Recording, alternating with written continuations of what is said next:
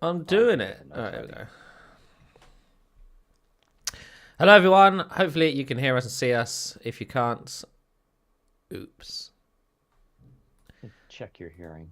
Do do let us know if our audio levels are well balanced. If one of us is quieter than the other. If not, then we'll start soon.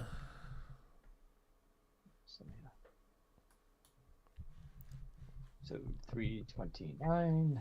Oh yeah, I should do a sound check. Testing one, two, three. You gotta give me that YouTube link. Yeah, one sec. Where are you? There you are. There you are. There you are. Testing one, two, three. Sweet. Hello, folks. Well, Microsoft officially acquired Activision Blizzard. Oh, we should talk about that. That could. Yeah, I guess we should add that to the list.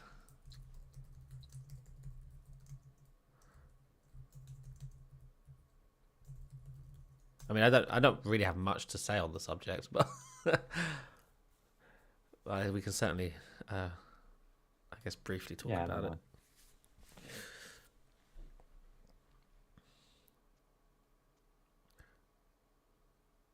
No, YouTube is apparently cracking down on ad blockers as of late. Good. No, I'm joking. Well, that's been around for a while. Yeah, I mean, that's not new. I've paid for YouTube Premium for like well over a year at this point. I completely forgot YouTube had ads. So I can't believe you pay for premium. It's going up though. It's like $13.99 a month. Is it? I don't even know. I haven't looked. Yeah, it's going up in price.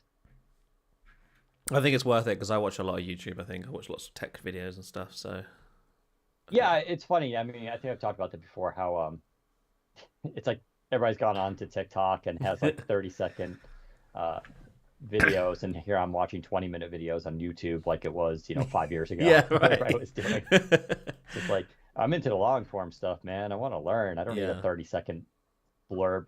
The one thing I hate about TikTok is like you just get fed stuff from usually random people unless you follow them, and it's just like, I guess that's true. This random person on TikTok said that's what's happening, so I guess that must be accurate. And it's just like, yeah, I don't know. I find it even less authoritative than YouTube, which already had some issues. All right, I'm going to send the tweet. My doggies are playing.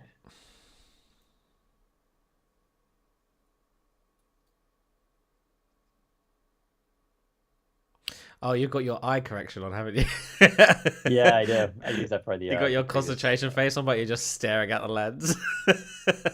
God, that's so weird. I hate it. Yeah, it's good sometimes though. But yeah, it's good if you're presenting to camera. It's good, but when you're like not looking at the camera, like deliberately like focused on something, it's so weird. Yep. Okay. Tweet. All tweets are tweeted. Okay. I'm let ready me to go when you're. Yep. I'm just gonna bring up the sound recorder again. I am. What am I on here? That's the wrong link.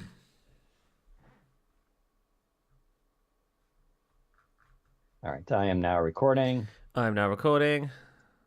3, 2, 1, clap. Welcome to the Windows Central Podcast, episode 329 for October 20th, 2023.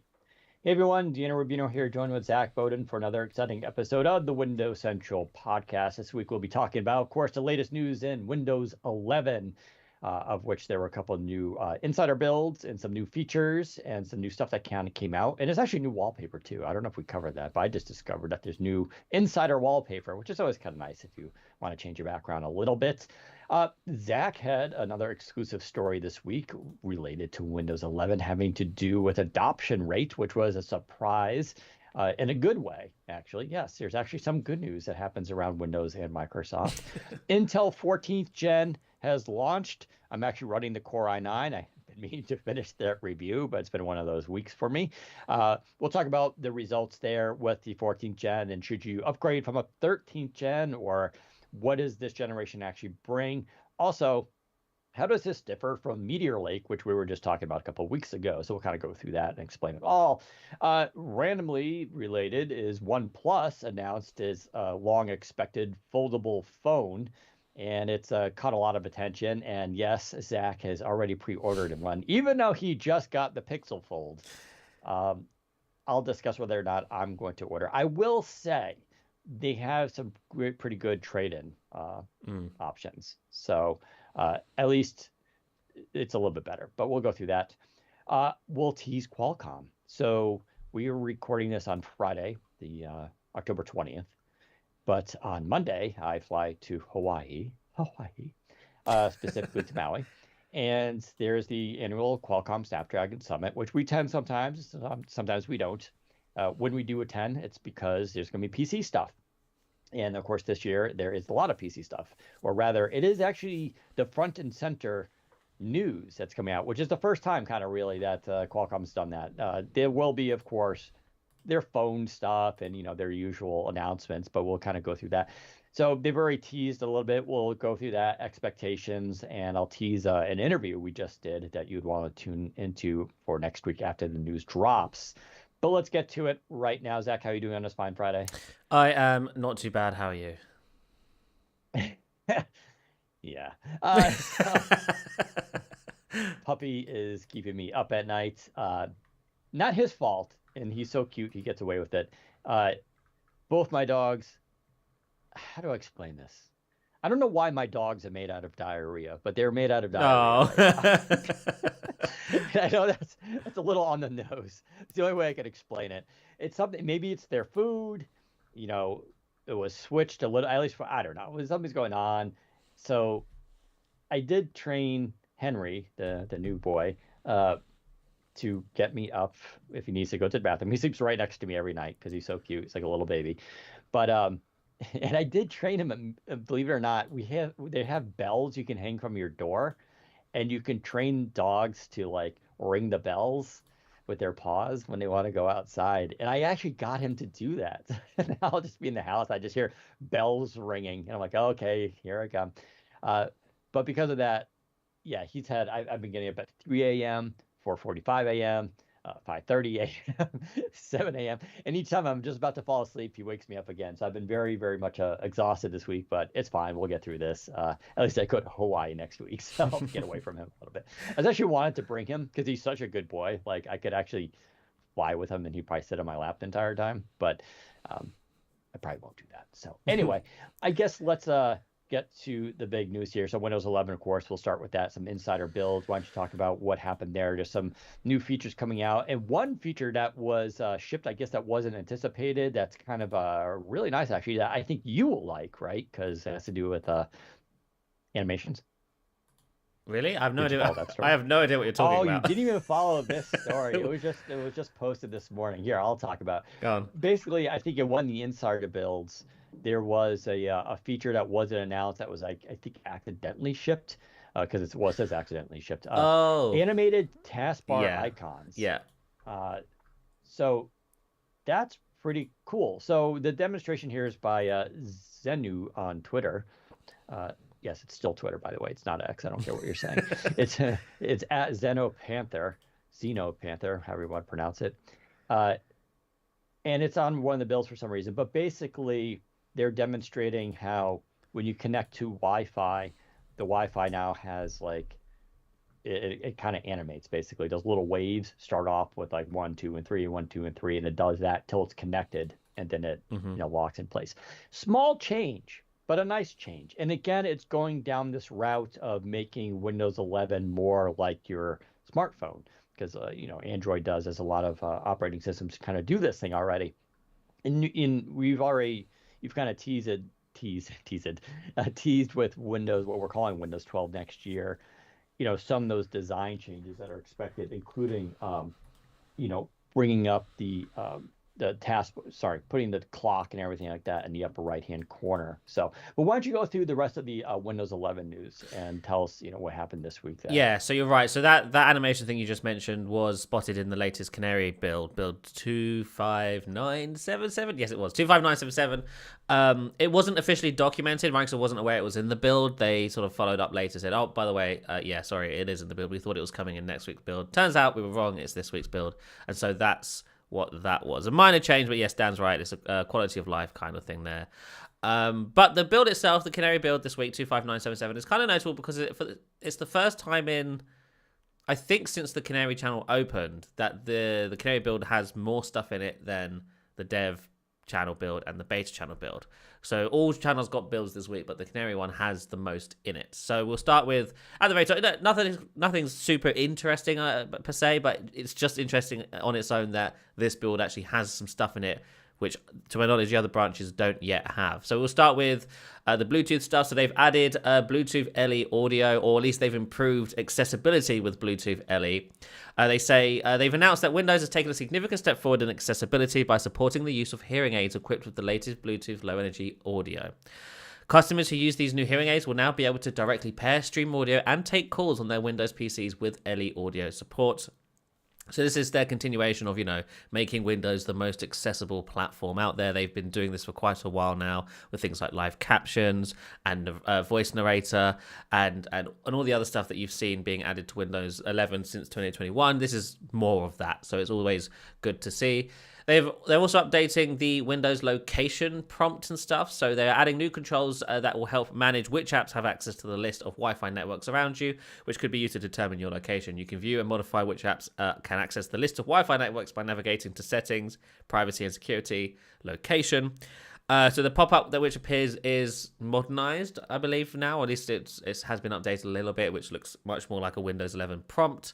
And you can also jump into the Settings app to turn off whether or not apps can even request location. So all in the name of privacy. This is great to see. Again, of course, this is stuff iOS and Android has had for a while. Windows is sort of catching up in this department, but it's good to see that they're adding a toggle there for turning on and off location permission prompts and whatnot. And then we're going to go to something called SMB over QUIC client access control. That's something I'm not going to talk about here, but that's also in the build.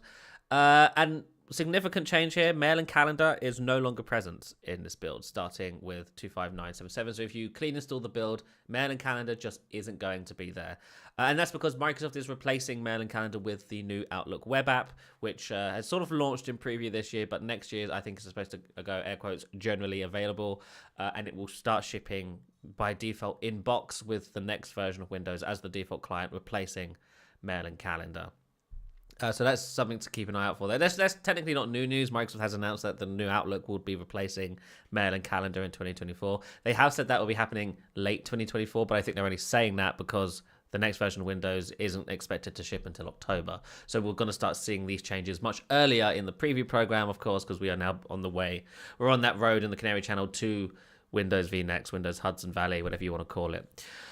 Let's see here. That's it. I think that's mostly the biggest changes here for the Canary channel. In settings, when looking at your Wi-Fi password under the Wi-Fi properties, we now show a QR code so you can more easily share it with others. So that's a nice addition as well. And that's the thing, I think the most notable stuff. We can move on to the Dev channel. So keep in mind, Dev and Beta are still testing what we think of as Windows 11 updates, moment updates, or feature updates, whatever Microsoft wants to call them. Canary is forward-looking. That's currently testing what we are looking or thinking of as the next version of Windows, the next shipping release of Windows, which is set to ship on the Germanium code base. That's supposed to be finalized in April and stuff and whatnot. But that's what Canary channel is testing. Dev and Beta are still testing the Nickel platform release, which is what Windows 11 is currently based on. So all these features that we're about to talk about are most likely going to ship in some sort of update coming in the next few months. So in the Dev channel, if I can find the changelog, there it is. Not a lot here. Copilot in Windows can now be used across multiple monitors. Simply press the Copilot button on your taskbar on whichever monitor you want Copilot to show up on, or use the Win+C shortcut to show Copilot on the last monitor that it was visible on, which is nice.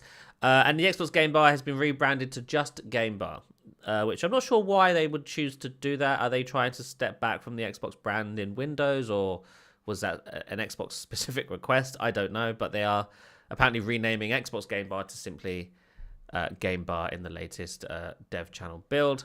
And that's basically the most notable changes in the dev channel, and then beta channel is more of the same. The beta channel has changed how it rolls out builds. I don't know if we talked about this last week or the week before, but they've changed how previously the beta channel would have like 2 builds released at the same time. It would have, for example, 22631 and then 223. No, it wasn't. It was 22621 dot something, and then it would be like a feature build that was either a build higher or a few builds higher. That was basically the same delta, but with features enabled. They've changed how that works now, so it's now just one build that rolls out, build 22635, and if you have the option to get the latest updates as soon as they're available switched to on, that just turns on all the features for you, and if that's off, then it turns them off. So the build is now unified 22635. But whether or not you have the features on or off is now controlled via Windows Update versus separate builds, which is how they used to do it before. But in the base channel build, we do now have the system components label in the All Apps list. So if you open up the Start menu, hit All Apps, you will see inbox apps that are built by Microsoft and preloaded with the OS, and now have a little tag underneath them. They say System Components, or rather they just say System, versus third-party apps you download that aren't built into Windows, which will not say anything. They will just have a normal name. The reason they're doing that is to make it clear which apps are part of the system, are part of the operating system. And so some of them are uninstallable. You know, they've been doing that for quite a while now. Things like calculator. Let's see what else is actually uninstallable here. Notepad, I believe, is uninstallable. Paint. A number of inbox apps are uninstallable now, but they will all say system underneath them regardless. So actually, I lied. That's not true. I'm taking a look at it right now on my own system, and it looks okay. It appears all the apps that you cannot uninstall are enabled system. Right, that makes more sense, to be honest. So if you see an app in your system, your apps list that says system, it means you cannot uninstall it. So there you go. And that I think is, oh no, the improved screencasting experience that they introduced a few weeks ago has been temporarily disabled. But there you are. That, I think, is the highlights for the insider builds this week. Real quick, lastly, about the Canary channel. It wasn't new in this build. It was added a few builds ago, but I didn't mention it in any previous podcast. They've updated the quick panel with sort of the ability to have additional pages in there, so you can have more quick panel options in there if you want. That's an interesting UI change. That's probably something they're building towards for Windows V Next. But I figured I'd mention that as well, because we're now finally at that point where we're starting to see development shift full time to whatever's supposed to be the next version of Windows. Up until now, Microsoft has been fully focused on moments and delivering Windows 11 features via moment updates or feature updates. Now we're at the point where focus is shifting. It's now all hands on deck for Windows V Next, which is coming next year, and that's why the Canary channel is starting to get interesting again. I think we're going to see that continue throughout the holiday and into early 2024. But yeah, that's pretty much it for all of the dev channel stuff. We can probably move on here to the other Windows 11 story we want to talk about, and that is to do with active installs. No. Wait. Before we go to that, we're going to talk about the biggest thing that happened this week with Windows 11. Okay. The Microsoft Store got faster. Oh. In fact, I just updated it. So the Microsoft, if you update to version 22309, which you can just go into ironically, you go to the Microsoft Store and you hit updates and you should see the app. It's usually the last one to update because it's got to obviously close out the app and reboot. But the big thing is that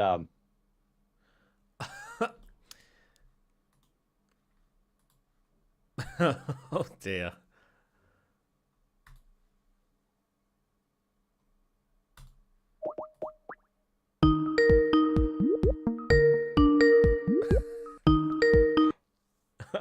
Are you still recording? Yeah. Keep recording. I don't know. The Microsoft Store decided to update Skype. That's what just happened there. So, yeah. Interesting. So okay. go on and just start with we're still live. Just start that segment again. You gotta switch your mic. You're on the bad mic. Oh, good. Okay, 1 second. Give me a sec. Anyway, as I was saying, yeah, don't update your Microsoft Store app while you're doing a podcast. But yeah, so the store got updated, and like I said, the store was beautifully designed. It looks fantastic. It's a much better improvement, and it has a lot more stuff in it now that just makes it more useful. Um, and that shouldn't be surprising. Rudy Wynn, from the Windows Phone days, and a few other people who are in that community, all work on it now. And so basically, the top tier people who are making all the cool Windows Phone apps, all the indie developers, all went to work for Microsoft, and they've been working on the Microsoft Store. And that's why I think it looks just absolutely fantastic. But the issue was it was kind of slow. You would launch it, and it would take a couple of seconds to load. You would go into an app, and then same thing, it would take a couple of seconds to load. I gotta say, I literally just updated it now. It is a night and day difference. This thing looks absolutely fantastic in terms of performance. Just a much, much better thing. And part of it's because, it downloads assets and stuff like that. But overall, kind of nice stuff. So, Zach, I'm kind of curious about your experience of it. And I have to be back in a sec. So, Microsoft Store has come a long way. I certainly think the Microsoft Store Windows 11 is one of the better Windows 11 apps. That said, I guess I don't have that update yet because mine still takes a few seconds to load before it pops up. I did just try and check for updates to see if it would install, but it also found a Skype update and absolutely rinsed Skype. It just killed that process to get it updated straight away. Didn't even ask, didn't even stop. I could see I was using it. It just went ahead, and that's why I accidentally hung up the call. So apologies for that. But you're right. The UI, I think it looks very pretty. The animations in there are very nice. It is one of the better Windows 11 apps. And I hope, you would think that, given how much praise the Microsoft Store gets these days, that other teams within the Windows division would be like, we should probably just build apps like that. But no, we get things like Outlook, who are web-based, and that's probably going to continue. Listen, I still like the Outlook app. I have really no fundamental issue with it. Would it probably look better if Rudy Wynn's team? Yes, it would. It would look designed better. It. Yeah, it would. Sure, of course it would. But I'm not complaining about the new app. But yeah, I think the Microsoft Store is just like when you just go to the movie section, stuff like that. It's a really cool experience. Now they have the AI hub, which is becoming more important, and will be more important with the next gen processors coming out. But it's a great place to get apps that leverage that kind of stuff. I still use it a lot for movies and TV, just because I'll go through the what's on sale this week. Something is $4.99. I'm just like, yeah, maybe I'll buy that thing, which is kind of cool. So, actually, Adventureland is on sale for $2.99. That was a fun movie. But yeah, so go update your store. I think, in terms of quality of life stuff, this is actually probably the biggest thing that's happened in Windows 11 in a while. I think this is an improvement that's been long overdue. But yes, now let's turn to your exclusive story about the install base with Windows 11 and what we learned from that. Yeah, so the number of Windows 11 users has never been publicly unveiled by Microsoft. When Windows 10 was a thing, during its prime sort of life cycle there, Microsoft was very eager to sort of give updates on the install number.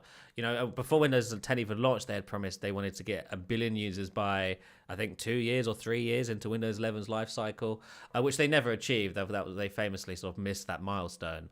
But they did continue to keep us updated. Every few months or maybe every half a year, they'd say, all right, Windows 11 is now on 200 million, 400 million, 600 million, 750 million. And then eventually when it reached 1 billion, that's sort of when they stopped announcing new numbers. Because, once you get 1 billion, who cares if there's any more billion devices? I don't think you realize how big 1 billion is. 1 billion is a lot of devices. So, they reached that goal. And then obviously a year later, Windows 11 launched, and I think many of us kind of expected Microsoft to probably do the same thing, like every now and then just give an update. Yeah, Windows 11 is now on, say, 100 million or 150 million. But they didn't. And very early on, I understood why. I'd asked around, in 2021, I'd asked sources, will Microsoft give up numbers and stuff on this? And everybody told me no. And the reason for that, and I think it's quite obvious, is because of the parameters around the Windows 11 launch and how it differed quite significantly from Windows 10. Windows 10's launch was very aggressive. Microsoft was all about those numbers. Microsoft wanted to get everybody from Windows 7 and Windows 8 onto Windows 10 as quickly as possible. They even incentivized them with a fake update period where, the upgrade would be free for a year and a year only. So if you don't do it between then, you can't do it anymore after the fact. Of course, that turned out not to be the case. But to this day, Microsoft has only ever advertised that as a free 1-year upgrade, even though it was free for 7 years. Nope. If you ask them officially, they'll tell you it was 1 year. And because that's what they wanted at the time, everybody to upgrade to Windows 10 as soon as possible. And putting an arbitrary sort of deadline on that would force more people to upgrade. And that's why Windows 10's growth was so significant. It was a lot faster than Windows 11 for sure, and I think that Windows 8 and Windows, maybe even Windows 7 as well. So it worked, but Windows 11's launch wasn't like that. Microsoft wasn't as heavy-handed with getting people to upgrade from Windows 10 to Windows 11, mostly because it sort of cut out a significant chunk of the Windows user base to begin with. Windows 7 and Windows 8 users, which is, hardware from anywhere from 2009, maybe even a bit earlier than that. Maybe some Windows Vista hardware was 7 capable. So 2007, let's say. PCs from 2007 up to 2015 were all eligible for Windows 10. If you were a Windows 7 user, your PC most likely worked fine with Windows 10, and Microsoft didn't arbitrarily block you for that. Windows 11 stopped any PCs that were made before 2018 from updating. So that's all of those Windows 7 PCs, all of those Windows 8 PCs, and the first 3 years of Windows 10 PCs. So immediately out the gate, the amount of users that could even upgrade to Windows 11 was much smaller. And as a result of that, the growth of Windows 11 was going to be slower from the beginning. And Microsoft knew this. But obviously, that doesn't read well in a headline. And so Microsoft decided just not to share those numbers.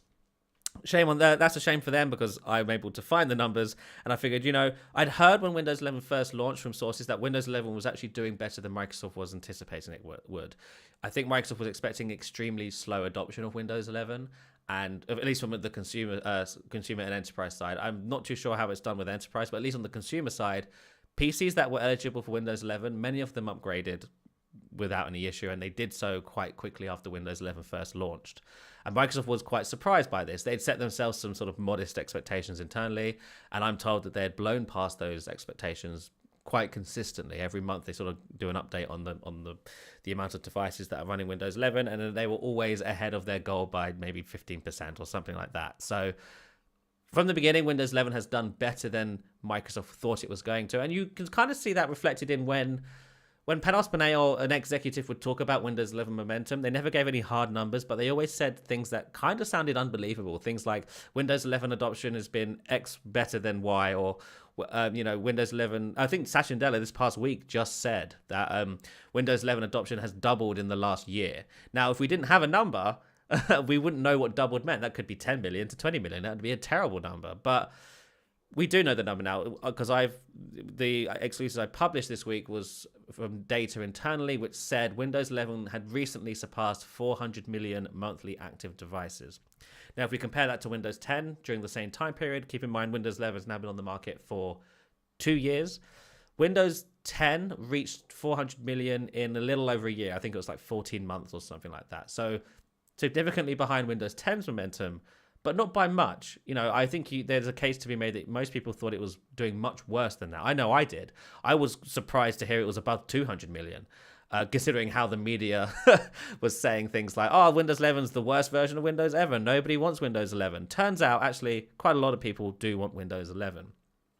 Now, if you actually break that number down, 400 million monthly active devices on Windows 11, that is a 30% split of the market. So Windows 11 is on 30% of PCs, Windows 10 is on 70%, because Microsoft has publicly said there are 1.4 billion Windows PCs. Now, of course, there's a minute percentage who are still on Windows 7 or Vista or XP. Let's not factor those in. If we just factor Windows 10 and Windows 11, Windows 10 is still 70%, Windows 11 is still 30%. And I don't think we're going to get much more than that. Microsoft does anticipate they will reach 500 million by early 2024, but we're going to bottle out at some point before, all of the PCs that are actually eligible for Windows 11 have upgraded, right? Because all of the others aren't. And so at that point, the only way that number continues to increase is when people start buying new PCs. So that will probably start happening next year, especially if we see a Windows 12, there'll be another sort of momentum or another push for getting new people to buy PCs and stuff.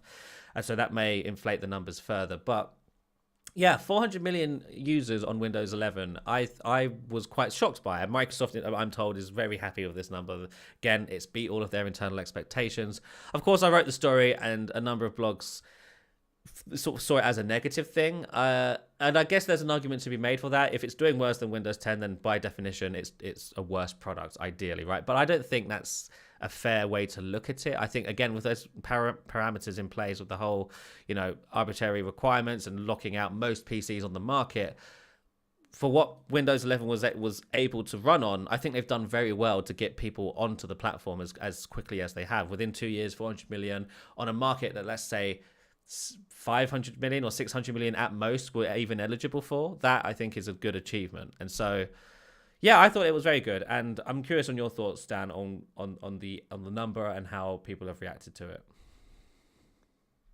I mean, people, this is the internet, right? So people are always looking for negative news on Microsoft. It's more fun to dunk on them, to celebrate them. So it doesn't surprise me that although the story did well, it didn't wasn't as popular as, say, if it was the opposite, right? Right. Windows 11 adoption rate way below Microsoft's expectations, would have been all over the place. People would have been like, yeah, because it sucks. Because everybody knows Windows 10 was the best version of Windows ever. Yeah. And that gets back to our running joke here that the last version of Windows is always the best version of Windows until the next version of Windows comes out. Uh, so I still think the numbers are impressive. Even though and you're right. Windows 11 can't be installed on a lot of devices, although it can. It's also pretty easy to bypass. I don't know how many people are actually doing that, but Right. clearly Yeah. some people are. Is it enough to make a statistically different, outcome here? I don't think so. But yeah, I mean, they did pretty well. The PC market, as is right now, the latest numbers coming out from analysts suggest that we've bottomed out, basically, which is good. That means, sales have been kind of going down. That was partly post-pandemic. People already bought all their PCs and they don't need a new one. And we know the upgrade cycles for PCs is 3 to 5 years. Of course, everybody in the business wants to shorten that. And one way you do that is, making big innovations. But and then you combine that with uncertain economic times, as people like to say. And yeah, people aren't buying a lot of PCs. We see it on our own end too when we're covering deals and everything. We see the click-through rates and conversions, what people are buying and what they're not buying. Uh, so, there aren't a ton of Windows 11 devices being sold comparatively to, the Windows 10, which was during the pandemic. That said, I think it's going to start to change. 400 million is a pretty good number. We have to keep into consideration here that up until a couple of years ago, people wrote off PC. Even Microsoft wrote off PC, right? Windows was sort of put on the back burner. It got updated, but wasn't nearly as exciting.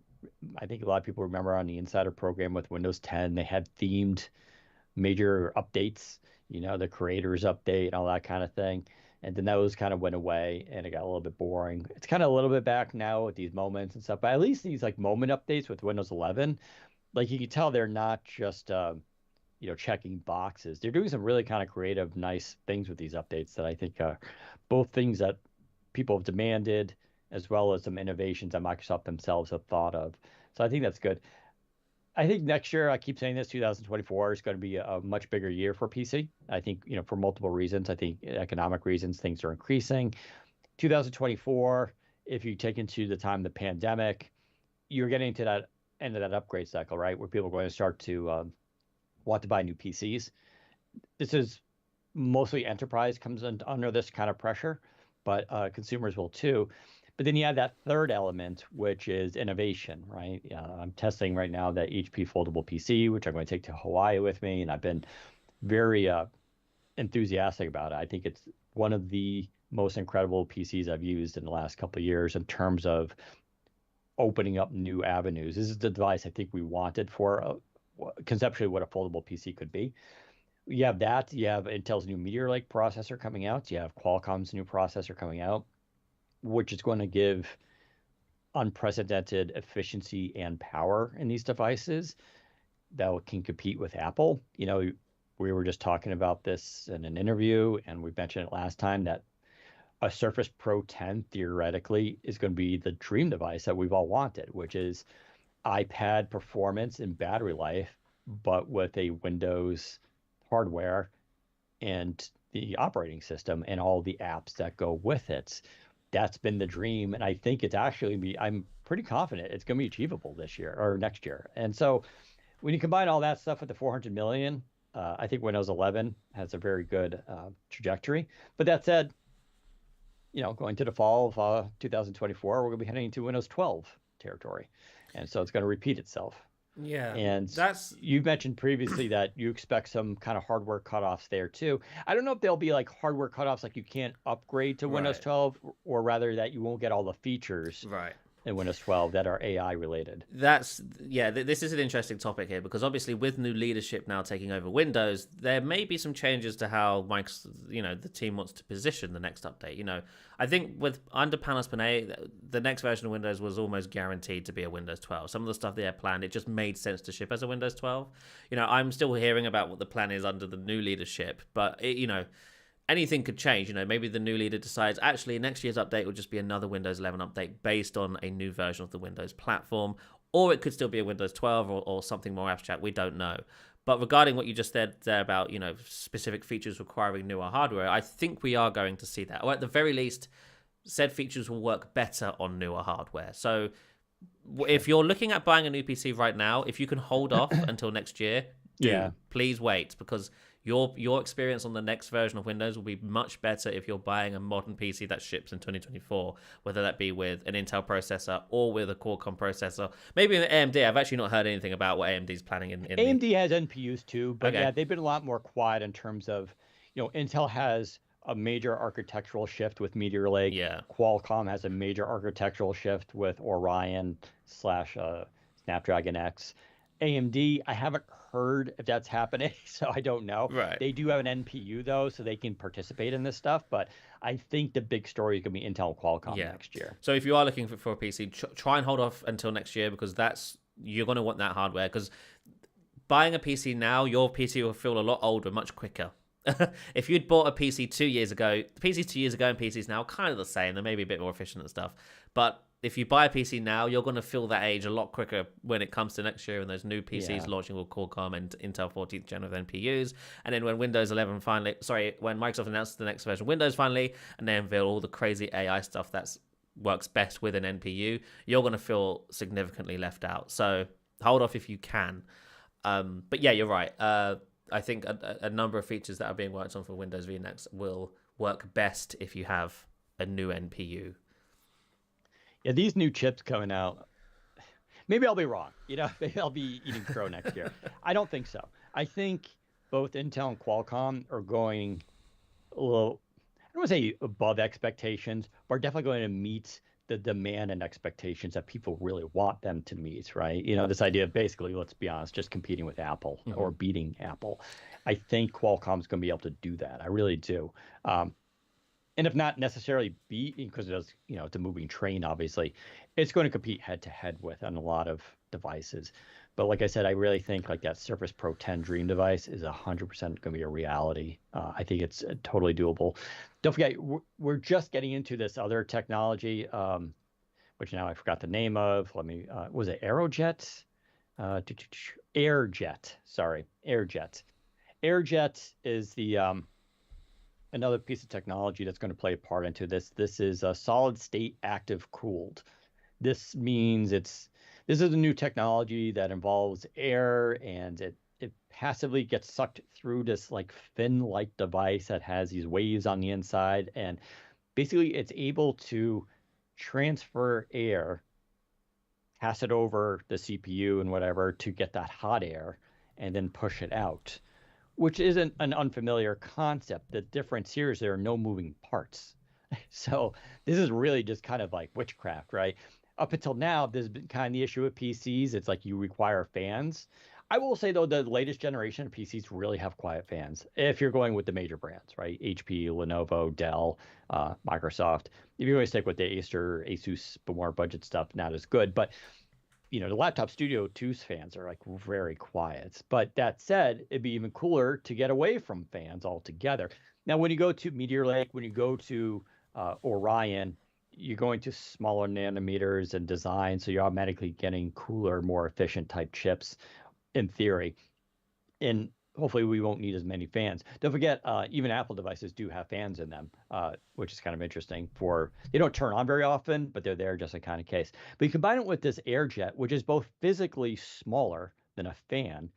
Obviously, it's way quieter. And you combine it with this new technology. It's just like all sorts of new technology opens up. And now we're just getting, of course, foldable displays for PCs. And as far as I can tell, HP figured it out. That doesn't mean that's the only way to use this technology. There's also the idea of rollable displays, which HP has expressed interest in, but it's like anything else. They got to wait till it can be mass produced and at a cost that's somewhat sane. Because even their $5,000 foldable PC is not quite sane unless you have a lot of cash. But you have all this stuff coming together, and it's going to be. And then you throw in AI, and the idea that your laptop is going to be actually able to handle local AI processing versus sending stuff to the cloud, receiving it back, which introduces latency and privacy issues. Like the PC, I'm telling you, the PC market is poised to have a really interesting comeback. Now, whether people buy this stuff will be the challenge, right? I think though that'll be determined about on the economy, how things are doing. But I think for a lot of people, this new technology, when you combine all of those things together, makes a really compelling reason to kind of get a new PC. So I don't know. We'll revisit this next year. By this time next year, we'll absolutely know if I'm right on any of this stuff, because we will be heading into Windows 12 at that point. The Qualcomm processors and Intel processors will be on the market already with new devices, and we can see where things are. But yeah, cool stuff. You want to move on to what we're gonna do an ad read first? Yeah. 1 second. I totally forgot it was coming up. 1 second. Yeah, no, I really, really vamp for a minute, Dan. A vamp for a minute. All right. Well, let's see. I guess the next thing we'll be talking about will be the Activision Blizzard deal finally closed. Intel 14th gen. I don't know if there was any other. Oh, there are some exciting technology things coming next week on the 24th. I got to work this weekend, which is really unfortunate because I don't want to, and I have to pack for Hawaii. But there's a cool device that's coming out. We've touched upon it kind of before, but I think it's kind of a big deal. So I'll be riding on that. And of course, next week is the Qualcomm Summit. But yeah, when you combine what will be announced on the 24th, non-Qualcomm, it's a hardware accessory that works on PC and handhelds and stuff like that. When you combine that with everything I just mentioned, it makes it even more compelling kind of reason to be in the PC space. I just find like what's happening now with computers, and there's of course gaming, right? It's like gaming is its own field that keeps us. I forgot the numbers, but the growth rate for gaming for the next 5 years is like still massive. It's just one of those categories that just keeps going no matter how bad the economy is. So Right. just a lot of innovation going on. Okay, I found the ad read. So thank you indeed for sponsoring this episode of the podcast. When it comes to hiring, don't wait for great talent to find you. Find them first with Indeed. When you're hiring, you need Indeed. Indeed is the hiring platform where you can attract, interview, and hire all in one place. Instead of spending hours on multiple job sites searching for candidates with the right skills, Indeed is a powerful hiring platform that can help you do it all. They streamline hiring with powerful tools that find you matched candidates, and with Instant Match, over 80% of employers get quality candidates whose resumes on Indeed matches their job description the moment they sponsor a job, according to Indeed data. One of the things we love about Indeed is that it makes hiring all in one place so easy because candidates you invite to apply are 3 times more likely to apply to your job than candidates who only see it in search, according to Indeed's data. And it gets you one step closer to the hire by immediately matching you with quality candidates. Even better, Indeed is the only job site where you only pay for applications that meet your must-have requirements. Indeed is an unbelievably powerful hiring platform, delivering 4 times more hires than all other job sites combined, according to Talent Nest. So join more than 3 million businesses worldwide that use Indeed to hire great talent fast. Start hiring now with a $75 sponsored job credit to upgrade your job post at Indeed.com/WCP. That offer is good for a limited time only. That's a $75 job credit now at Indeed.com/WCP. Just go to Indeed.com/WCP and support the show by saying you heard about it on this podcast. Indeed.com/WCP. Terms and conditions do apply. Need to hire? You need Indeed. Right, let's talk about, should we talk about Activision Blizzard real quick? Because I think we should probably. The deal closed. Yeah. That's all there is to say. Technically, the FTC could still try to undo it. Good luck. Once the deal has been signed and everything's kind of closed, it's really hard to roll this back. especially since there's literally no momentum for such a decision. When you have pretty much every world regulatory agency signed off on it, including the UK, who was one of the last holdouts, but they've even acquiesced to the concessions made by Microsoft, which was to hand off some of the cloud gaming to a third party, which was a really kind of a funny stipulation that the UK market wanted because cloud gaming is so small right now. Like Yeah. it's one of those things you could question, is this worth it? Is it going to be successful? Like we're not there with cloud gaming yet where it's like, it's obvious it's a winner. It's not a winner right now. It's getting there, but I think a lot more things need to come into play before it actually turns into that. Perhaps you're right, or the UK is right in the sense that were it to take off, Microsoft is definitely probably poised. They're in the best situation to leverage it and take advantage of it because they had such an early adoption of it, and they have Azure and they have all these servers and stuff. So maybe that's the case, but UK signed off on it. So now the US is the lone one remaining. But like I said, I don't think there's any momentum there. The big question, of course, is okay, so when do all those Activision Blizzard games come to Game Pass, or at least some of them? And so, unfortunately, we were hoping that like deal signed next week, we get those games. Apparently, won't happen. Apparently, it's going to happen sometime in early 2024, so we have some time there. Unfortunately, I know people want like Diablo 4 to appear there and some other games too, but we'll have to kind of wait.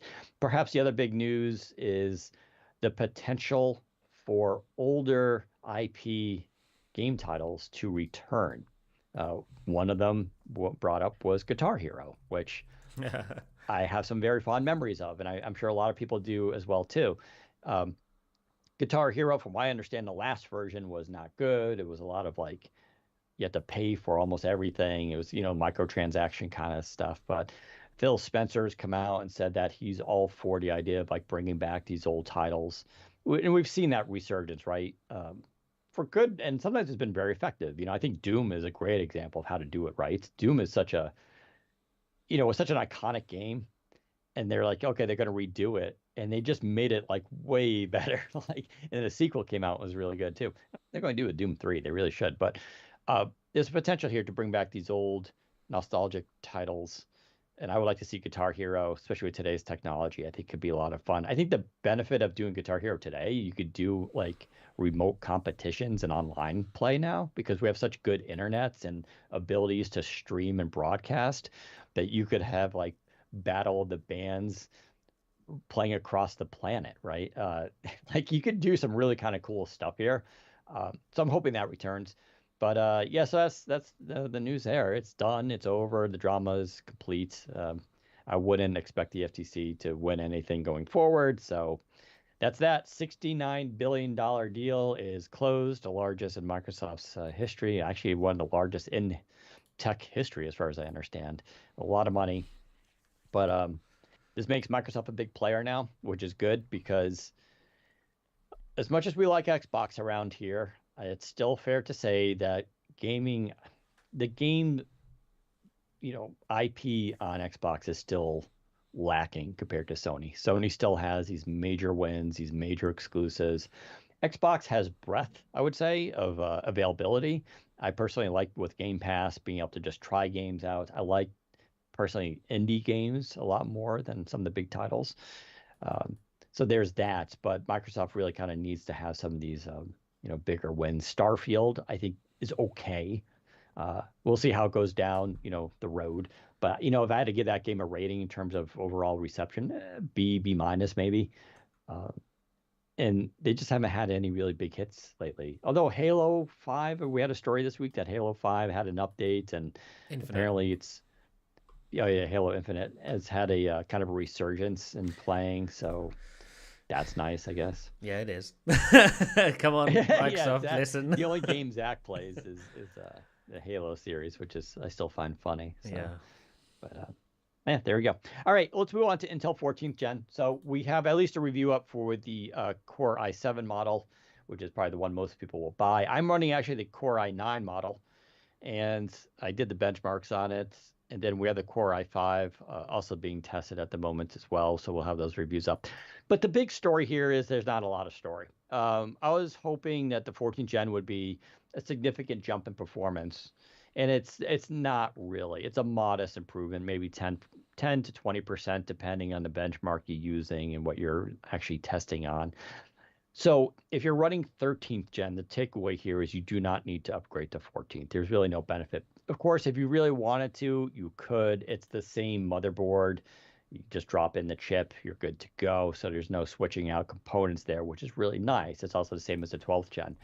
Um, but there's the cost benefit ratio here is just not there for an upgrade for a 13th gen, unless you're going from like an i5 and you have some money and you're like, I need an i9 processor now. If you're doing that, yeah, just get the i9 14th gen, right? Because you're going to be able to hit like 6 gigahertz. That's the big thing now. It's 6 gigahertz. Has a couple more cores on there. And there's just also some modest other improvements. This one, I haven't tested it yet because I don't see it, but Intel XTU, their extreme tuning utility, which allows you to overclock. The problem with overclocking is you sometimes need a degree in engineering to figure out how to do the multipliers and get the right balance of stuff. And there's always that risk: am I going to damage my hardware? Because the question is like, okay, so you overclock, it's unstable, your system resets.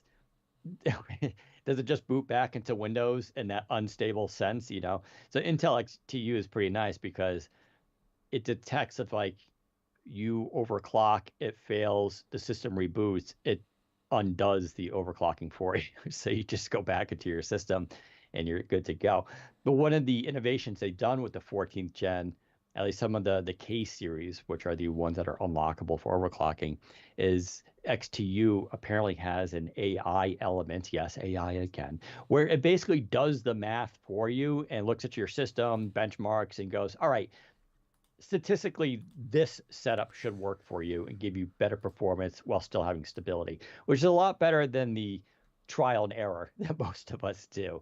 Now, I don't have it in my XTU app. I don't know why. I don't know if they haven't rolled it out yet. Let's see. I'll check again. It doesn't look like it's here. Yeah, I have basic tuning, advanced tuning, and there doesn't seem to be an update. Check for updates now. Nope, up to date. So I don't know what's going on there. I'll have to figure that out. Maybe that has something to do with my BIOS, maybe because I have gaming mode enabled. It's overtaken that. I'll have to figure it. But where it makes sense to go to 14th gen is obviously if you're on 12th gen or 11th gen or 10th gen, whatever. Anything below 13th gen, going to 14th gen, you'll see a very massive update, especially if you're coming from like 11th gen or something like that, because now you're going to a new architecture with the efficiency and performance cores. I've argued this over and over again, especially in laptops, that you really do feel the difference with the efficiency and the P cores. Basically, things run better, it's more efficient, it's quieter, all that kind of stuff. The thing is, of course, if you're on like an 11th gen or 10th or whatever, you're going to need a new motherboard. We do have a best guide on that too. You can go check it out. So you'll need a new motherboard.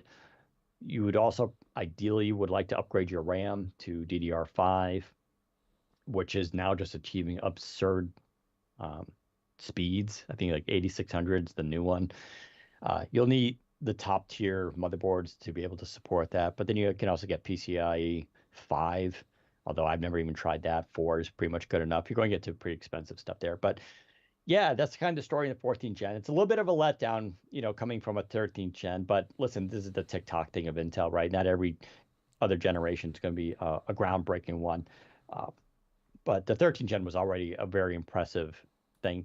Intel still claims, with this Core i9, that it is the fastest consumer processor on the market in the world. And I think that's accurate.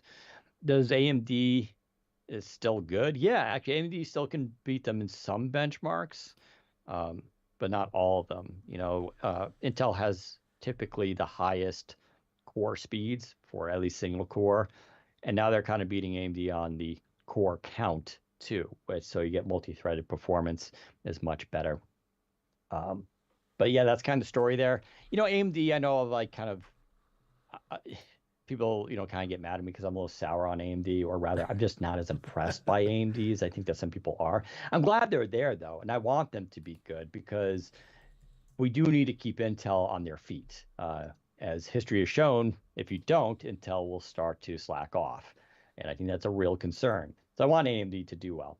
But, I'll just, say again that, Intel's desktop and laptop processors are still kind of top notch. And part of that's because AMD's drove them to be better. And so when when Intel steps up to the plate, they really do step up to the plate. And I think Meteor Lake will be even a bigger change, which gets me to the point that this isn't Meteor Lake. This is a refresh from the previous generation. So Meteor Lake itself is basically a laptop CPU. We don't know currently. There's no plans, as far as I know, for Meteor Lake to go to desktop.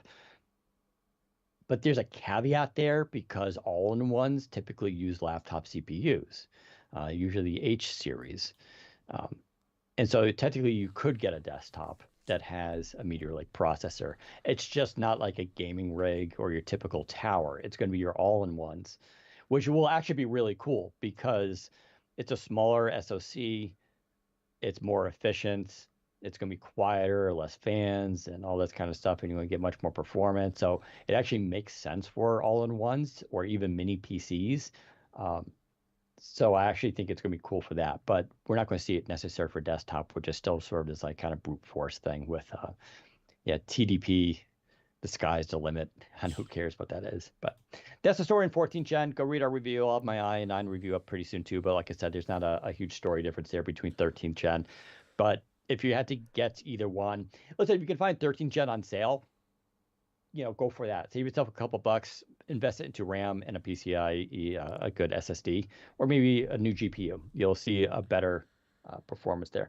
Currently, I don't think there's much of a price difference between 13th gen and 14th gen, so you're not really getting that savings, but that could change with Black Friday coming up as stores and inventory, they want to clear out 13th gen. So maybe you can find a deal there. But if you want to pull that trigger, don't feel bad about getting 13th gen. I don't think, unless you're really concerned about getting like an extra, 5 to 8 frames per second in some video games. But like I said, I think you would be better off than just investing in a better GPU, since most video games these days are GPU driven. So moving on, OnePlus, they had a rather big week. So they announced their foldable phone, which is called what, Zach? It's called the OnePlus Open. Fair enough. So everybody calls theirs the Fold. They're like, no, ours is the Open. It's like, okay, it's a little bit different. OnePlus is a fascinating company. They came out onto the scene years ago, building, I would say budget. Well, flagship killers, budget flagship killer. That was kind of their thing. Mm-hmm. And we all had OnePlus phones. They were just immaculate hardware. Yeah. I still have a OnePlus 6 around here, which is still just, I think, the pinnacle of kind of design for them. I don't know. I think that was just a beautiful looking device. But OnePlus has kind of lost their way a little bit there for a couple of years. They really started like jacking up their prices, and it lost kind of that value play. And then there was controversy over them getting rid of their ringer switch, which was a signature sort of their devices. But this seems to be a winner for them. Now, there are some questions around the pricing. It is technically cheaper than the Pixel Fold and the Galaxy Fold, but only by technically like $100. So it's not a huge difference. That said, OnePlus seems to be offering some pretty good trade-in deals on their own site. I could get $800 for the S23 Ultra. Could I get more by selling it? Probably, of course, but that's that. And it's a little confusing because they're saying like it's $16.99 on their website, but then it's slashed and it's $14.99 because it's like $200 off by trading in a phone. But then when you do the trade-in, it's like $800. So I don't know if I'm saving $1,000 or just $800 because you can't check out yet. The sale doesn't start for 4 more days. If I could save $1,000 and then I get the phone for $700, that's getting into that territory of like, all right, maybe I would do something. But let's go to, I guess, do you have the specs in front of you, Zach? Yeah, I can pull them up right here. I should say the only reason we're talking about it here is because I personally view it as a good successor phone to the Surface Duo. Obviously, many of you, many people listening to this podcast were probably Surface Duo users or still are Surface Duo users, and you may be looking to move somewhere else. I think this phone is a great option for you alongside the Pixel Fold and stuff. I will say, Dan, you were just talking about like the pricing and whatnot. In the UK, it is significantly cheaper than the other offerings. I think the Galaxy Fold 5 here in the UK was 1,700 or 1,800. As well as the Google Pixel Fold, which is 1,800. The OnePlus Open here is 1,600, and just like in the US, you do get a £250 discount. But that's all. We don't get trade-in deals here for some reason, but we do get the discount, and they also are throwing in a pair of their premium wireless earbuds as well. So yeah, they're doing that to the US too. Yeah, so you can get it quite a bit cheaper if you do the pre-order stuff right now, and I do think it's probably worth it. I think for the specs you get, which are significant. Like if we look here, we have things like a Snapdragon 8 Gen 2, which is the up-to-date latest Qualcomm processor that is about to be replaced most likely by the Gen 3 at Qualcomm's upcoming event. But it's still currently the latest. It's the best they could do, right? 16 gigs of RAM and half a terabyte of UFS storage, which is above and beyond what you get from the Galaxy Fold and the Google Pixel Fold. A massive 4,800 milliamp hour battery, which I think is also beating the Galaxy Fold and the Pixel Fold. The displays are insane. They are 2K resolution, both on the inside and outside. Both AMOLED, of course. Both support Dolby Vision, and both reach 2,800 nits of brightness, which beats, of course, the Galaxy Fold and the Pixel Fold by quite a wide margin. It's also lighter than the Pixel Fold, not as light as the Galaxy Fold to my knowledge, but it's roughly sort of in between both of them. And the shape and size of the OnePlus Open, I think, is the best of both worlds. It's not as thin, narrow as the Galaxy Fold, but it's not as wide as the Pixel Fold. It's taller than the Pixel Fold. So it's the same height as a Galaxy Fold, and I want to say almost as wide as a Pixel Fold. It's not exactly as wide. It is definitely narrower than a Pixel Fold, but it's significantly wider than a Galaxy Fold, which I think is the most important metric there, because the main reason why I can't stand the Galaxy Fold is because of how narrow that outer screen is. There's also some incredible stuff they've done with the software. One of the reasons why I'm selling my Pixel Fold to get this is because, and I said it before I even ordered the Pixel Fold, but it just stuck around. The software, I don't like Google's version of Android. I don't like how it looks. I don't like how basic it is. I do like how OnePlus has customized Oxygen OS on this device. The multitasking on this thing is wild. I don't know if you've seen videos of it. You can initiate split screen quite easily with a gesture, which is nice. So it isn't as automatic as the Duos was, but I think this is the closest you're really going to get. You can sort of do split screen, which is really nice, but you can also have more than two apps running in a sort of grid formation also, but it's not like the Galaxy Fold where you can have it and everything gets really small and kind of really stupid to use. With this, it's sort of like the apps are more or less normal size, but you can just sort of tap into them and they sort of like go zoom in a little bit, and then you can use the app, or you can like scroll around like a virtual desktop. That's a really cool idea. I've not seen multitasking like that on any other Android phone, so I'm really excited to see how that works on this device. Apparently the cameras on it are supposed to be quite good for a foldable. I don't know if we're going to be beating the Pixel Fold. Dave 2D did some comparisons. He says they're similar to the Fold 5's cameras. Right. Sometimes they do better in low lights. They're, considering the Hasselblad, which is like a legendary name in, real photography circles. Besides that, and like the size of the thing on the back, it's like this. It's a pretty hideous design, in my opinion. But putting that aside, the naming and the looks of it makes it look way better than it really is. It's fine. I think it'll be fine. It's just like all Fold devices. The camera's fine. It's definitely not, though, top tier. You're not even I would say the Pixel Fold, that does have, I would say, top tier kind of cameras on it. Yes. At least it matches the Pixel 7's, which is pretty solid. Right. So I still think if you want the best cameras, you got to go with the Pixel. I think these cameras are fine, but they're not going to be amazing. And if you're a Surface Duo user, these cameras are the best thing that's ever graced the planet. So right, anything's going to be an upgrade for you. The only downsides to this, but again, if you're a Surface Duo user, you're not going to be missing out on this anyway. But there's no wireless charging on the OnePlus Open, which is a little bit of a bummer. Not too fussed about it though, because OnePlus have that super fast charging, which most phones don't have, where you can get from like 0 to 100% in less than an hour. Love that. I thought when I was a OnePlus user before, they used to call it dash charging with the OnePlus 7 Pro.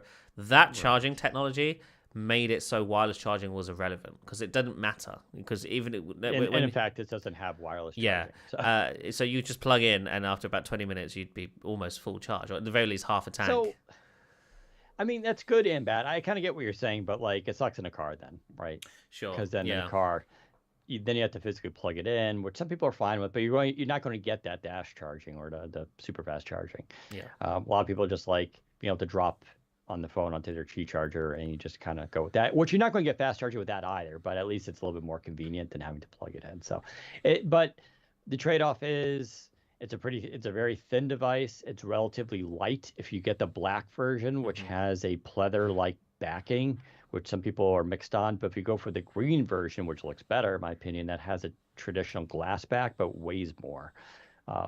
So clearly they made some decisions here to keep the phone thinner and lighter and more affordable than a competition, which I think were smart moves, right? That's one way to differentiate yourself. I think the weight of the Fold 5 is fine now. I complained about the Fold 4 being heavier. It's only like 13 grams difference, but it makes that, it's kind of what they're saying with the new iPhone. That extra 10 grams actually can make or break a device, and I think that's the truth here too. So I think it's I think overall I'd say that if we take a look at the foldable hardware that's available in Western markets, I'm not including things in China and stuff, because we already know that the foldable hardware over there is above and beyond what's mostly offered over here in the UK and certainly in the US. I will say, I think between the OnePlus, the Samsung, and the Google Folds, I think the OnePlus is the best overall package that has the least drawbacks, if you will. Like, the outside screen is a normal size phone. The inside screen is amazing. The crease on the inside. It opens up. Yeah. It opens up full, because the Pixel doesn't technically open up all the way. Right. Kind exactly. Of force it. This one does. Yeah. It does have a crease, but it's arguably the smallest crease. Yeah. Right. Now, personally, the crease thing I get. I was thinking about this the other day because I know it's a sore point for a lot of people. Listen, if you can I think we should get rid of the crease. I don't want the crease there. I think it's a better looking design. I think everybody wants to get there. That said, the crease on the Fold 5, which is arguably the worst out of them all, doesn't bother me a single bit. It has not detracted me at all from the enjoyment of this device. Like, not even slightly, because when the display is on, you really don't notice it. The only people who complain about the folds, the creases, are people who don't currently use folds. Yeah, they just see the pictures online. And they're like, "Oh, it looks terrible," But I'm telling you, like, that would not separate my decision making on this device. I think the new OnePlus has, arguably very good hardware. The display goes really bright. It's like 2400, 2100 nits. Yeah. Oh, 2800. It's like absurd. It also goes super dim, which is nice for nighttime use. You don't get the crease. The aspect ratio for the inside and, of course, outside now display is arguably the best choice. Although I got used to the Fold 5. Like, the Fold 5's aspect ratio, again, doesn't bother me. Would I like it if it was like the other orientation? Maybe. I don't know. But I like, because I really do enjoy the one-handed use I get with the Fold 5, because I use it a lot like that. I'm at the supermarket, going through an airport. So I get the argument either way. Again, I think it's nice to have that choice out there. But I think ultimately the design of the OnePlus will be the one that most people go down. Even Samsung was shown to be experimenting with going wider, right? So I think they will go down that route. But you combine all that stuff. I think the camera is hideous on the back, especially for the trade-off. It's like, if it was a hideous looking camera bump, but you had like amazing photos that were pixel level, I'd be totally fine with it. There's a really hideous camera bump and you get like, Fold 5, kind of levels. It's like, oh, okay. But how often am I looking at the back of the phone? Again, I wouldn't necessarily say like, oh, I'm not going to get it because of that. And the pricing, it's only $100 cheaper in some markets. But listen, it's $100, right? So they got something there. I think I'm happy for them. I think it's going to work out. Again, we need competition. Samsung, just like Intel, They don't have competition. They're just going to do iterative updates. A lot of people complain that the Fold 5 was an iterative update, but I know a couple people, including myself, who had the Fold 4 and went to the Fold 5 and said, no, Fold 5's, all those small changes made a big difference overall. I really like the Fold 5 now compared to the Fold 4. But that said, I want Samsung to go harder at this stuff. So, but this technology is really evolving quickly. The HP foldable PC, the Spectre Fold, 17-inch OLED, like that has no crease. It's amazing. Like I got some photos of it. I still got to post them on my Instagram. Maybe I'll do that tonight.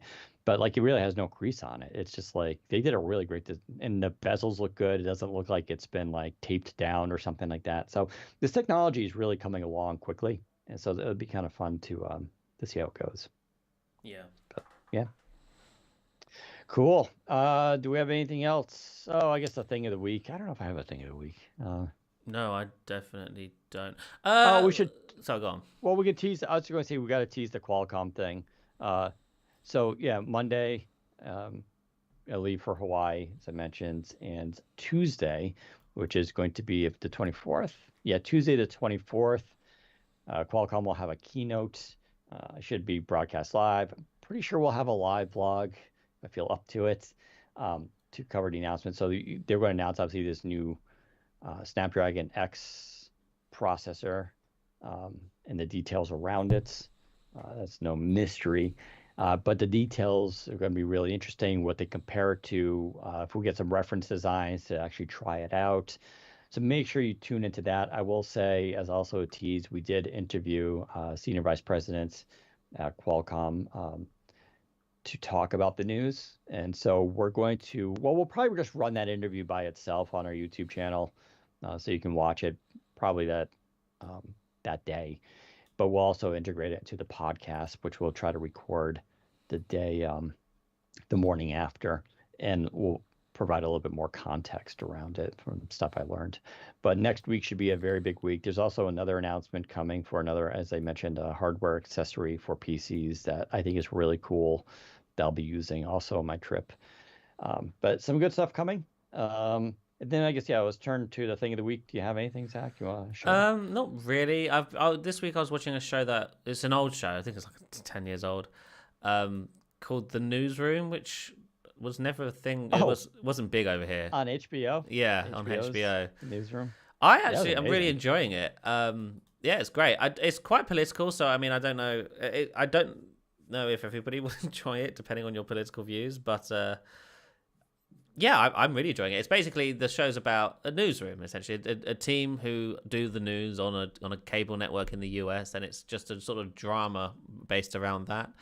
And the reason I say it's political is because they sort of cover politics quite significantly. It's not always politics, but politics crops up quite a lot in it.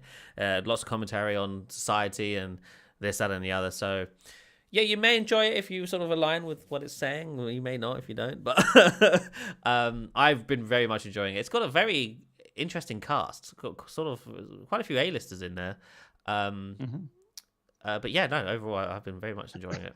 So that was created by Aaron Sorkin, That's who's right. really, really well-known writer and playwright, screenwriter. He did all those, was it the West Wing, Studio 60 and the Sunset Strip, Sports Night, that was another big one. So so he's known for his rapid-paced, witty dialogue. Where people go back and forth. The Newsroom is unintentionally funny, although I guess it is intentional. It's hilarious. Some of the quips between the characters and some of the things they do is just so funny, and it's not a funny show, but there are just some moments in it that are like, this is actually hilarious. What's going on? It's great. Honestly, and you're right, very witty, very fast paced. It can be quite emotional as well. I think overall it's a fascinating show to watch. Yeah, the cast really makes it up. Jeff Daniels is just outstanding in it. Yeah. And Sam Waterston is in there too, and I love Sam Waterston. I just think he's just he just always adds so much. I agree with that. It's a really good one. I saw Cocaine Bear. I don't know if I mentioned that. That's a hell of a movie. I always forget the name of the woman who directed that. Hold on. But if you haven't heard of this movie, Oh, Elizabeth Banks. I love Elizabeth. Elizabeth Banks. I kind of a crush on her. She's not only really pretty, she's absolutely hilarious. She's also from Pittsfield, Massachusetts. So that's not too far from where I am. Hey, Elizabeth, I know you're married, but anyway, um, and she gets credit for directing this movie, which is just, it's also produced by Phil Lord and Christopher Miller, who are really well-known team that have done, Clone High, Cloudy with a Chance of Meatballs, the Lego Movie, which I adore, 21 Jump Street, 22 Jump Street, in Spider-Man Into the Spider-Verse, and Spider-Man Across the Spider-Verse. They're just like their humor is so good. So they were involved with production this, and this movie is just off the chain. It's the kind of movie I'm surprised was made, and like the decisions and the things they do in it are like the ones I would have agreed to do. Like if I was like overseeing this direction movie and Elizabeth Banks came to me, "All right, we want to do the scene where this happens," I'm like, yes, definitely do that scene. And we're going to kill this kid off. Yes, yes, do that too. Like, it just it crosses the line. A lot of things and tropes and movies that and it's just good. And the casting in it is also really really done well, especially the younger boy that's in it. He's absolutely hilarious. It's also it's the last movie I think Ray Liotta did before he passed. Um, but it's just go watch it. It's a wild ride. It's a little bit more violent than I thought it would be, but it's definitely funny, and it was right up my alley. So yeah, I don't know. There's probably other stuff. I've been watching so much stuff, but I always forget about when I blank out when I come onto the show. So I'll think of that next time. Other than that, I'm just enjoying the Fold. I know I keep mentioning it. And I got to do the review for it, but it's just the coolest device. I'll take pictures of it too while I'm using it while I'm traveling because it should be really perfect while I'm flying in I don't fly first class. Well, unless I get an upgrade, but it should fit on the table just fine. Yeah, that should be kind of cool. So there we go. The next week's podcast will be interesting. We're probably going to record, like I said, Wednesday.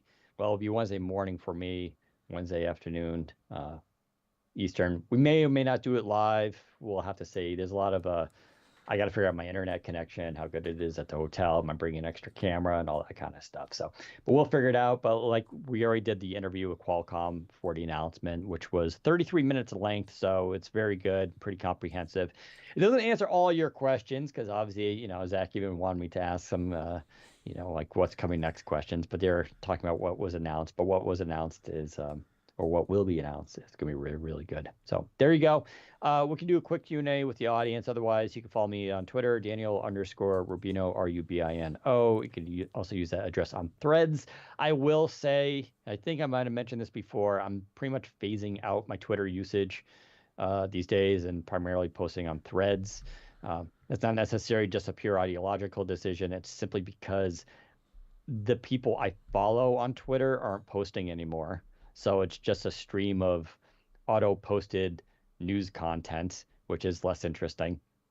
And then the things I do post, I get less interaction with, which makes it less interesting as well. Meanwhile, Threads, I do get a lot more interesting responses from people, a lot more engagement, and all the people I tend to follow are posting there. So there you go. That's what's happening. But I'm technically on both. I will see if you mention on Twitter, I will eventually see it. But I would say go and check out Threads, by the way. It's come a long way since it was announced. They've introduced a ton of features. They have quote retweets now. They have I think they have DMs. They have you can record audio messages now. Their web app is really good, so they have a web app which is really convenient. It's really caught up. So there you go. And follow Zach at ZACBOWDEN. Same story there. Although he hasn't he keeps forgetting Threads exists, so he hasn't quite made that jump. I will say, and I took this advice from some people, and it's totally accurate, which is if you just remove Twitter from your home screen on your phone, maybe to your second screen, or just keep it in the app dock, whatever, and keep Threads, your usage will automatically switch. I think that's the problem. A lot of us habitually go into Twitter still, and that's how you end up using it more. But if you just take it off your home screen and put Threads there, you'll start to switch very easily. So there you go. We'll catch you next week, and it should be a very exciting one. Take care, everyone. Awesome. If you have any questions, please feel free to add them to the chat. We'll hang around for a few minutes and do our best to give you some answers. If there are no questions, then we'll just go. So Get your questions in now.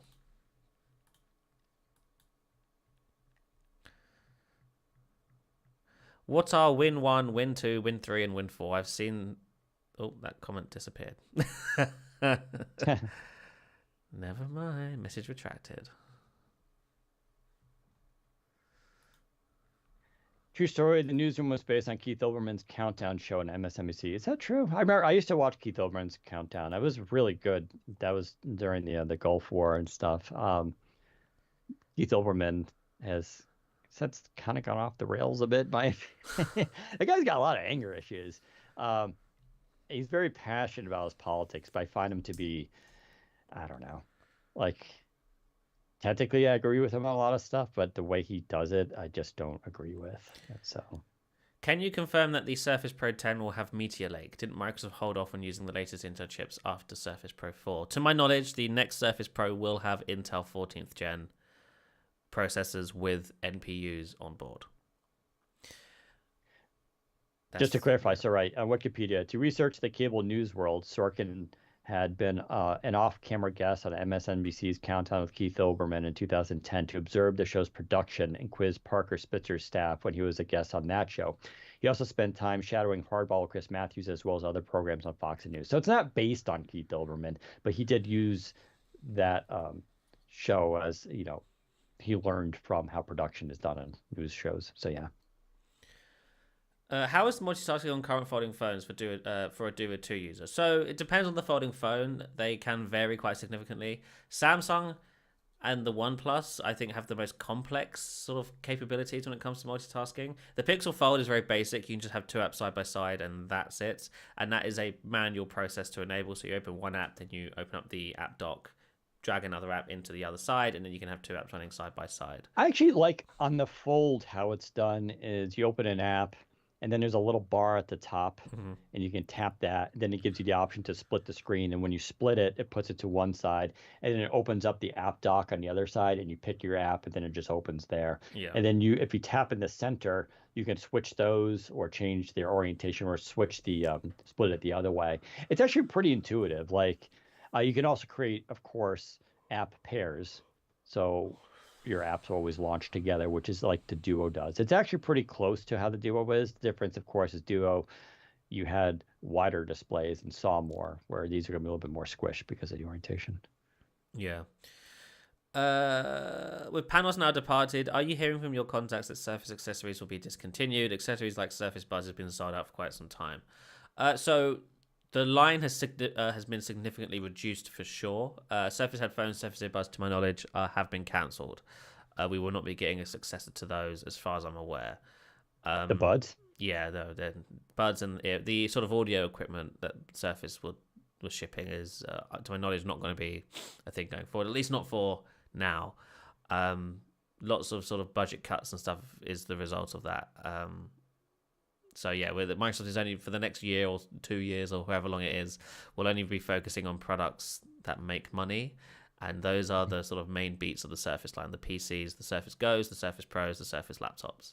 Everything else is, I think, probably the best way to put it. It's on the back burner, which is probably the right decision.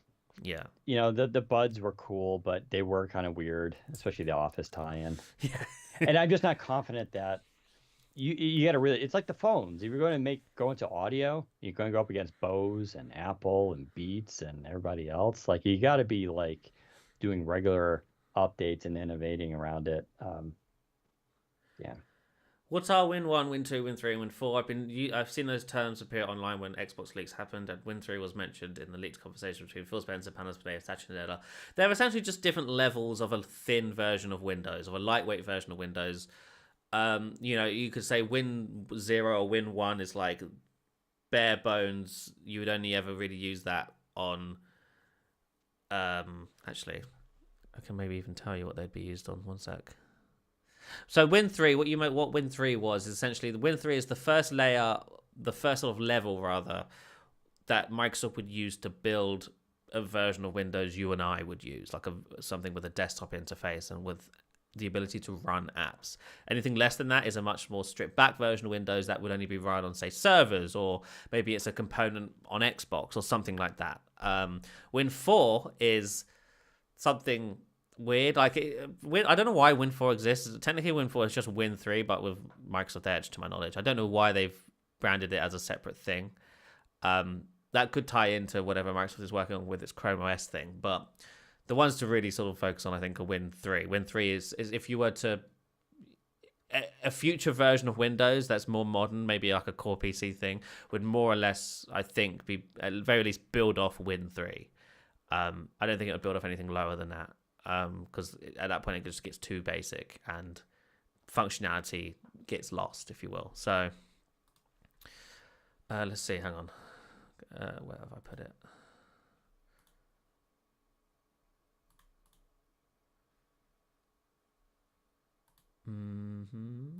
Yeah, so Win 2, for example, is a game core, for example. It would be Win 2.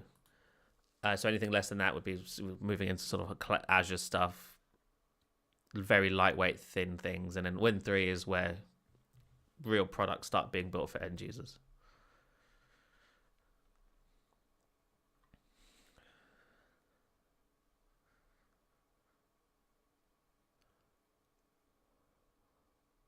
How can I make sure to never miss a Windows Central podcast live show? I am subscribed with all notifications, but I don't always get notified. How is that possible? Don't want to miss out on your show. Yeah, it would help if we had a set schedule every week, but we're constantly changing when we go live. We need to figure out a more solid day and time, because Fridays is really hard for me specifically, because it's obviously Friday evening and people have plans on Friday evenings and stuff. We were thinking about moving the show to Thursday. Thursday, I don't know, sort of late early afternoon for, I guess, for East Coast people, but we haven't locked anything in yet. So regarding the notification stuff, I have no idea why YouTube isn't notifying you. That's YouTube's fault, not ours, unfortunately. Maybe try unsubscribe, resubscribe, and re-enable notifications. That could maybe bump you up as a more interested subscriber. But yeah, other than that, I'm not too sure. Any news on Alexa future? I don't really follow Alexa news. Should we start talking about Amazon stuff now that Panos Panay works for Amazon? Please. Nope. Sorry, Panos. We're not obligated. Yeah. We're not obligated to do that. We don't care about Amazon. We were Surface fans who also enjoyed Panos. We're not just Panos fanboys. We should start the Panos Panay podcast. Yeah, there you go. He was spotted this week.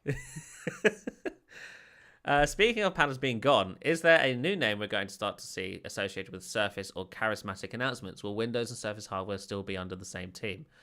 So I'm still trying to figure out what the hierarchy is now internally. There was a conversation on Twitter earlier this week saying Windows has moved under Bing, and I was like, I don't think that's entirely accurate. But now that I've asked around about that, I don't think it's entirely inaccurate either. The head of the Bing and the sort of web experiences before, Michael or Mikhail, I always butcher the pronunciation of his name.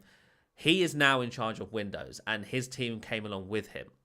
So, from a certain point of view, you could certainly see it as Bing has been promoted and is now in control of Windows. I don't know what that means for the product. I don't know if that means we're just going to get Bing OS going forward. It's very possible, but I'm not too sure. I don't know if that means that everything that they had planned for Windows V Next up until now has been scrapped and they're starting from scratch using whatever vision this new team has. I think if they're doing that, that's a ballsy move considering it's supposed to ship in a year. They should probably be a lot more careful about doing things like that. I don't know if that's even something they're planning to do. But regarding Surface and Windows, they're all still technically under Rajesh. Everything's still under Rajesh Jar. And so technically they're under the same org, but no longer is Surface and Windows, no longer do they have the same sort of head. Like Panos Panay sort of oversaw both of those things. Now we've got Pavan, who is overseeing the hardware. We've got Mikhail overseeing Windows. So technically two heads operating those two different things. So I think there's an argument that could be made that says Surface and Windows are no longer under the same team, but they're still under the same org, just with different heads who report to the same guy at the top, who is Rajesh. I don't really think that matters to us externally, to be honest. I'm sure they're still going to work together on things. especially when it comes to AI and NPUs and whatnot, which is all upcoming for next year. But yeah. Regarding whether or not we'll see a new name associated with Surface or charismatic announcements, I don't know about charisma. That's certainly that's a per person sort of thing. Some people liked Panos Panay's sort of way of presenting. Some people absolutely didn't. I think the guy we're going to see associated with Surface now is Brett Ostrom, I think his name is Ostrom. And we've seen him. He unveiled the Laptop Studio 2 and the Laptop Go 3. That's who he is. He was fine, I think. He wasn't overly entertaining, but he wasn't boring either. He was, I think, perfectly acceptable for the products he was unveiling. He talked about them. He knew what he was talking about. He knew what they were. He was a complete expert in what he was saying. But he certainly didn't have that emotional aspect that Panos did, where he'd tie everything back to his daughters or playing a piano or something. You know, Brett just came out. Here's the hardware. Here's what it does. Hope you buy it. That's essentially what he said, and that's, I think, the guy we're going to see associated with Surface hardware for the foreseeable future.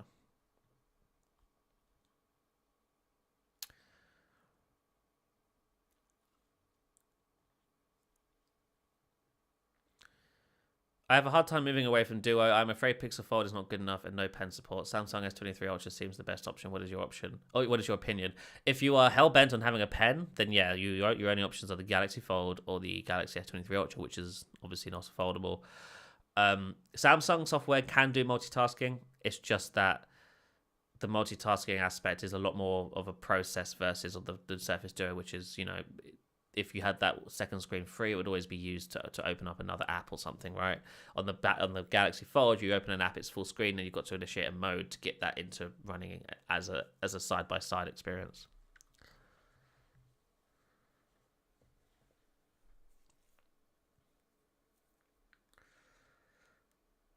All right, final call for questions. Pedro says, I miss the days you guys made actual videos on Windows changes. These lives, I mean, as live podcasts suck. They are too long. Please consider posting shortened versions of this. Yeah, the build videos will certainly start again.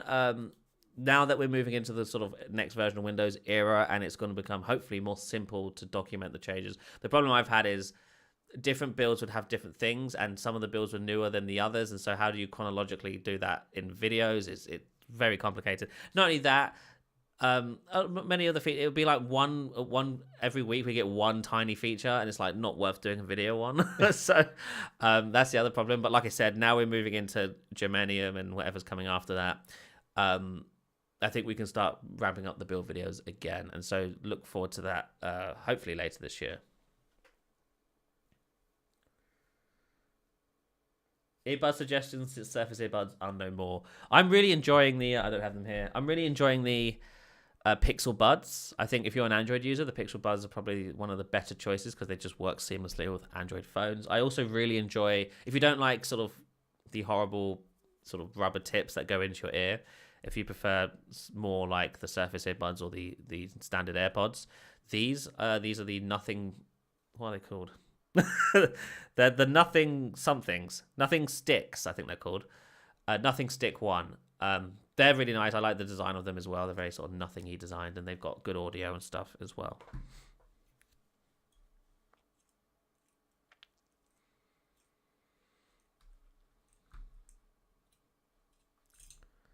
Do you think that the macOS-like UI and some unpopular Windows 11 changes might get scrapped with panels gone? Possibly, yeah. I was very sure that UI was going to ship when Panos was in charge. Now that he's no longer in charge, I am less confident in that. That's not to say it won't ship. I'm just saying it might not. Sorry? Which UI? Oh, that leaked UI where, you know, you had the thing along the top with the date and time. And then... Oh, that's what I'm hoping that they do, because I think it looks awesome. Yeah, I think it looks great too, but you just don't, you can never tell for sure once new leadership sort of comes in and decides to shake things up a bit. Will there ever be a 23H2 version of Windows? Yes, 23H2 for Windows 11 will be coming probably next month. I can't imagine it'd be any later than that. But there's nothing particularly new in it. If you already have the latest Windows 11 moments, you've already got most of what 23H2 was supposed to be. 23H2 only adds the new Teams flyout UI thing, but that's basically it. You can test it now on the release preview channel if you if you want to get it early.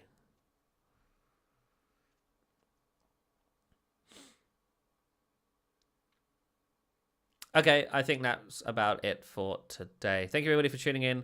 We'll be back at some point next week. We'll follow on Twitter. We'll keep you updated when we go live. But until then, we shall see you next time. Bye-bye.